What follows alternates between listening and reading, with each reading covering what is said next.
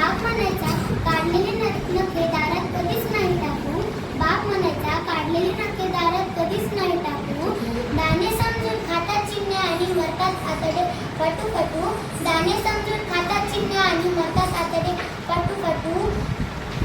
Swiggy संपल्यावर बाप मंदिरात नेऊन कंस बांधायचा. सुगी संपल्यावर बाप मंदिरात नेऊन कंस बांधायचा. वावरातून उडालेल्या चिमण्यांसाठी पाण्याचं मडकं बांधून पुण्य साधायचा. वावरातून उडालेल्या चिमण्यांसाठी पाण्याचं मडकं बांधून पुण्य साधायचा. पाखरू असून ओळखायच्या बापाच्या मनीचा भाव. पाखरू असून ओळखायच्या बापाच्या मनातला भाव. सुगी संपली तरी चिमण्या सोडीत नव्हत्या गाव. सुगी संपली तरी चिमण्या सोडीत नव्हत्या गाव.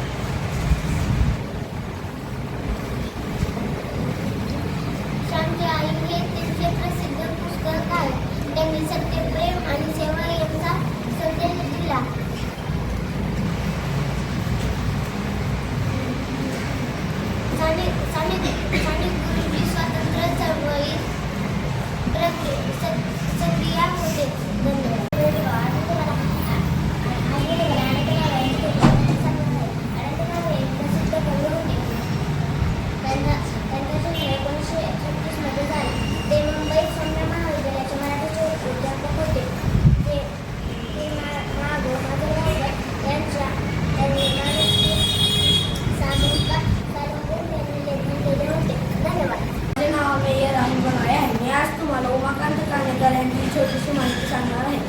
ते तुम्ही शांततेने ऐकून घ्यावी ही माहिती मिळवून देते. उमाकांत कानेकर हे एक मराठी नाट्य आणि चित्रपटसृष्टीतले एक कवी आणि गीतकार आहेत. त्यांनी देवतुल्य बाबा महाराजसारख्या प्रसिद्ध गाण्याचे लेखन केले आहे. ते महाराष्ट्रातील बालनाट्य आणि शैक्षणिक गीत लेखन क्षेत्रात कार्यरत असून त्यांच्या कविता आणि गीतांना संगीताची जोड दिली जाते. धन्यवाद.